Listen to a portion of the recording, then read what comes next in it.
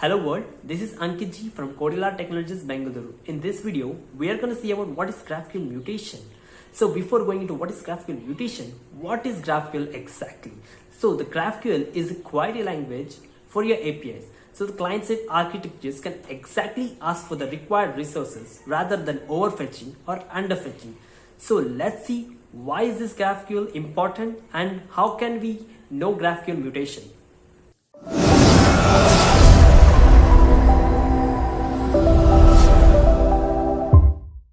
So yeah, when I heard GraphQL for the first time, even I got a couple of questions, even you may be having now, like what, why and how, which made me a bit curious about it.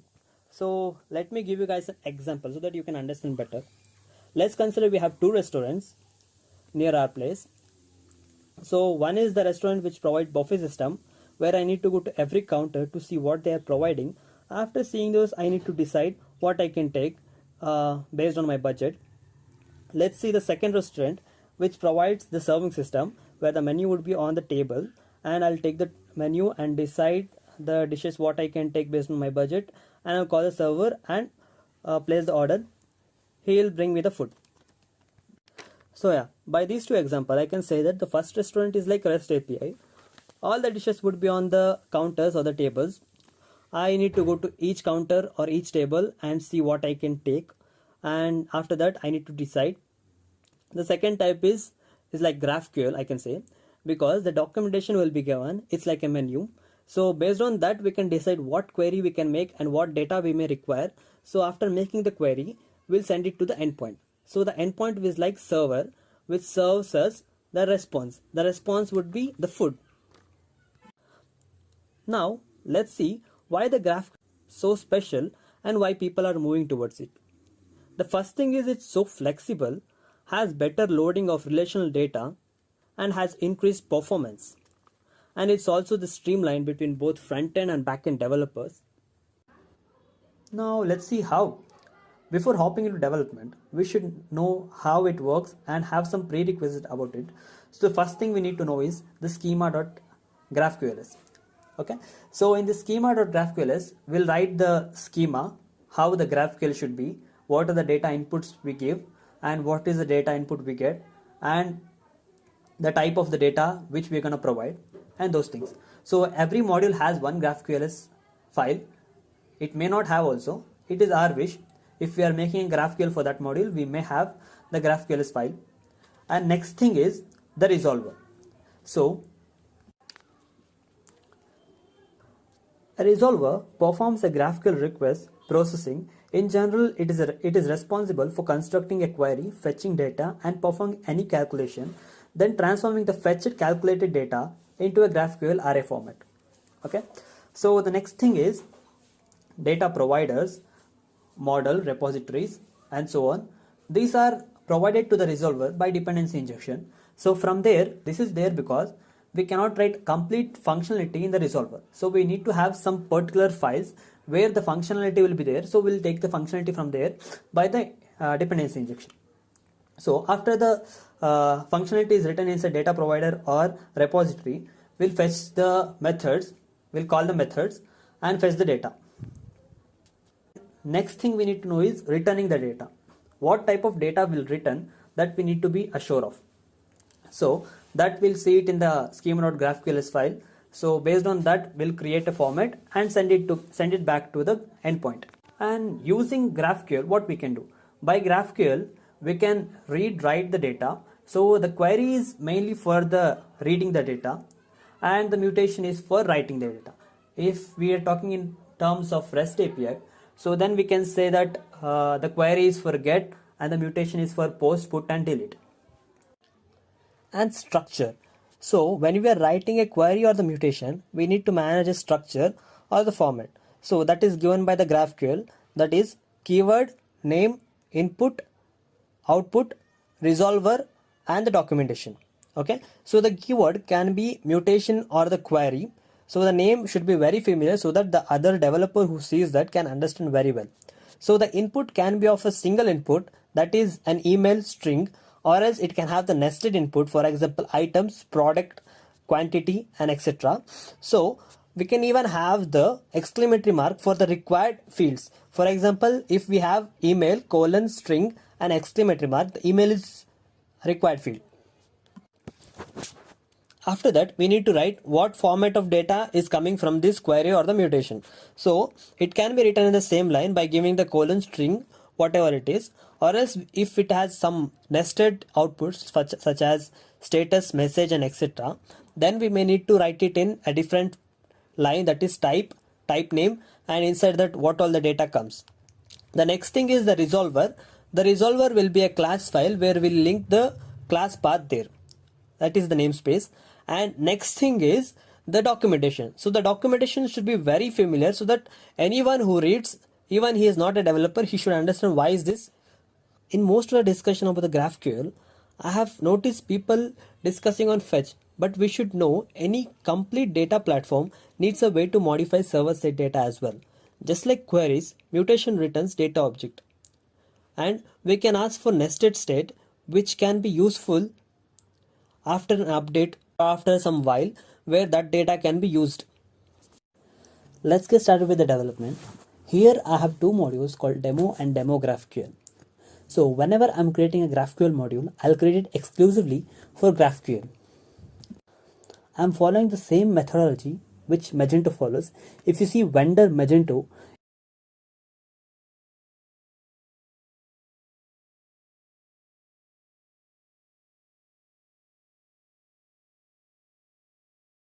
even there you can see that Magento has two modules. For example, module catalog and as well as module catalog GraphQL.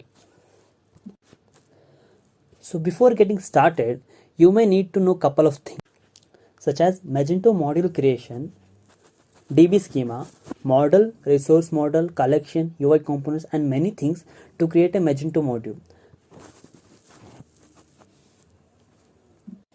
If you have no idea about these things, then you can go to our Mage Cafe channel and look into it. Before understanding the GraphQL mutation which I have written, you should know that on what scenario I have created this GraphQL mutation. So let me give you guys an example. For example, if I am buying some shirt from an e-commerce platform, I may have some questions about it, whether these colors or this pattern will be provided, or I may be having some confusion about the product, so that I can clear it off if this kind of section is there. We can see what kind of questions are asked by the other customers and we can know about the product more well. So when we post a question in this section, this will be saved in a admin panel where the admin will see the questions. If it's a valid question, he can approve it or he can reject it if it's an invalid question. The next thing is these approved questions. So this approved question, we have a query which will show all the approved question which we can display it on the product page by passing an SKU further. So we'll get all the questions which are asked for that product.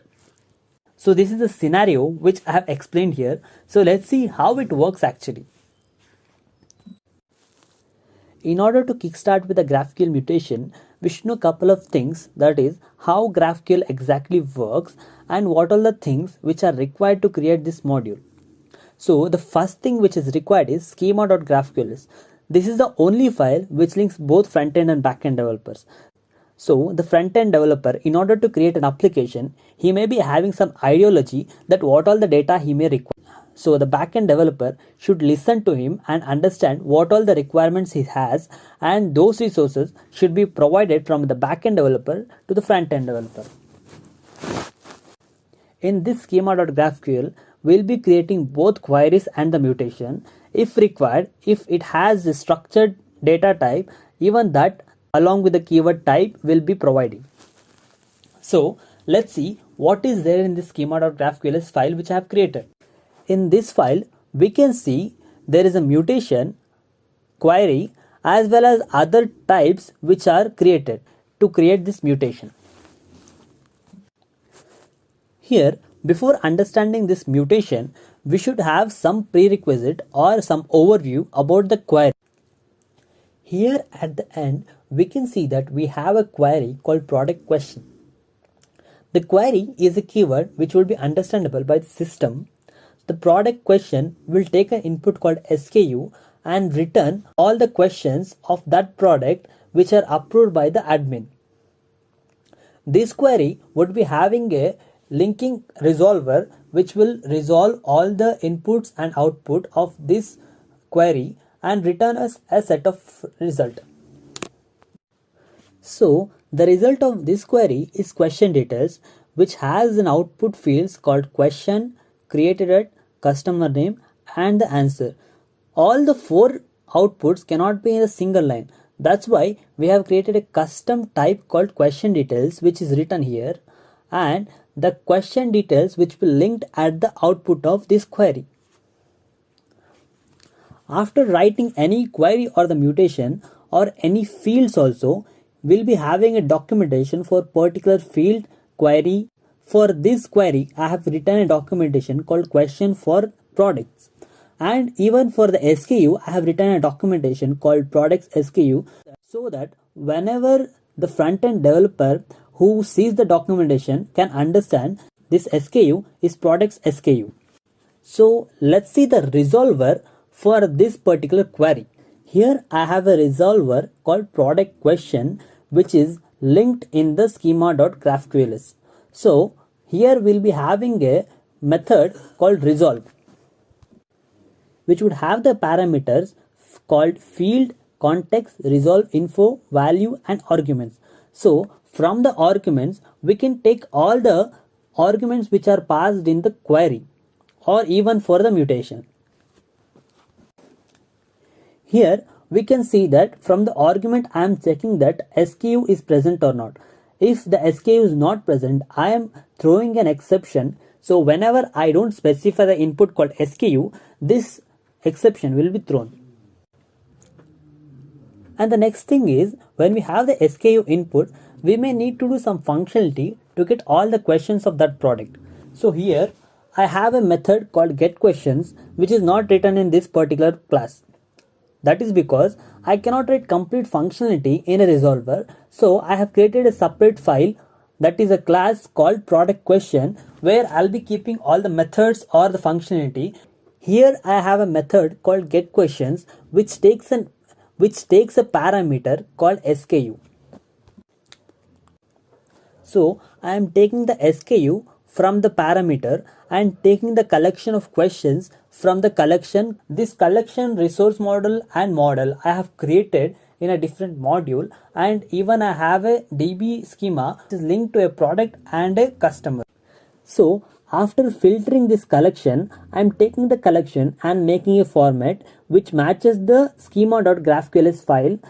Front-end developer can take the particular formatted data.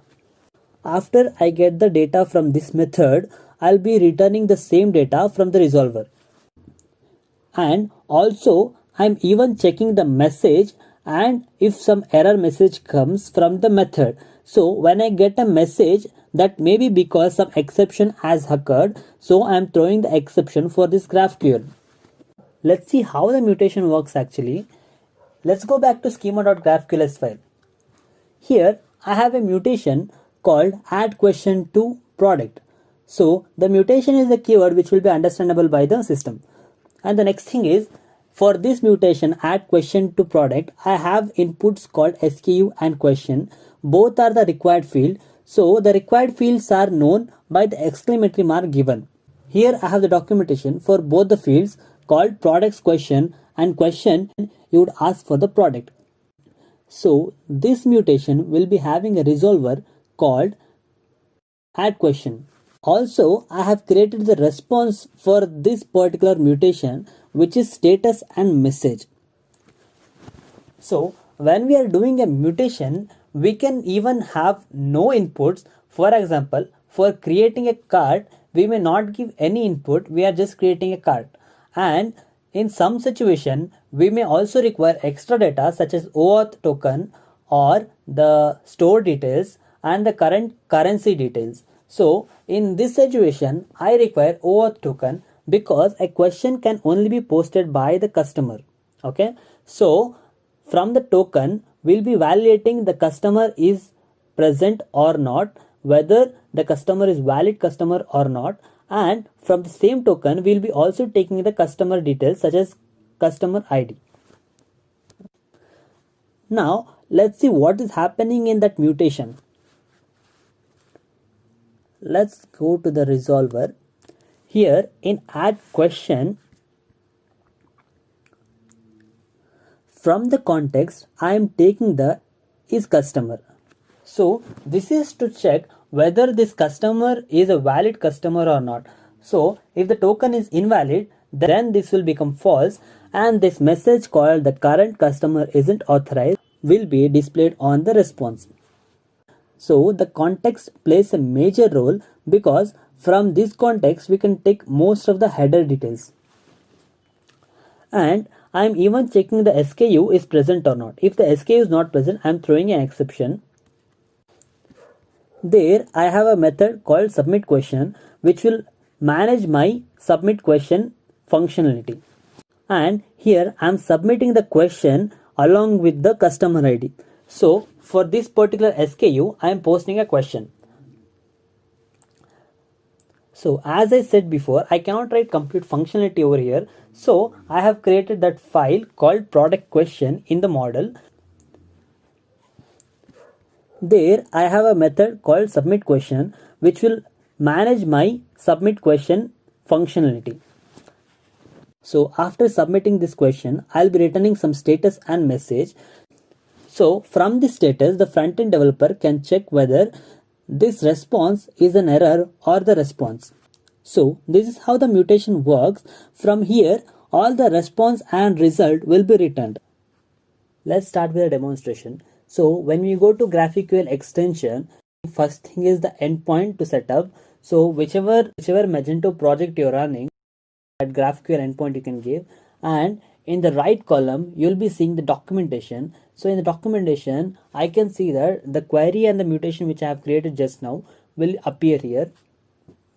So here I can see that there is a query called product question and a mutation called add question to product. So let's execute this and see what happens. Here I have a query which is in a working state. So for this query product question, the input SKU is men, cotton, black, white, casual shirt. So for this I am requesting the data such as answer, customer name, question. So here I have left out the created. So deciding what output you want is in your hand. I got the response answer, customer name, question. This is how the query works, and the next thing you need to know is the mutation. So let's start with the mutation. So here I have a mutation add question to product. In this the SKU is the same as previous query, men, cotton, black, white, casual shirt. So I can ask the question, is the delivery for clothing are available in COVID lockdowns? So we can submit this question by requesting for message and the status. So by the message and the status we can know that whether the question we are submitting is submitted or something went wrong in between. Before submitting the question, we should know some particular things. The first thing is the question can only be submitted by the customer. So we need to create some OAuth token before submitting some question. So that can be created by a mutation called generate customer token, which takes the input email and password, which returns the token. So I have already generated one token which I have placed it in the header. So here I have placed it as authorization barrier key. So through this authorization key in the mutation, I can get my customer details such as customer ID and submit the question. So let's submit this question. So I submitted the question. So the response came like this. And let's see what happens if the token is invalid. So I am giving an invalid token, that is adding an X at the end.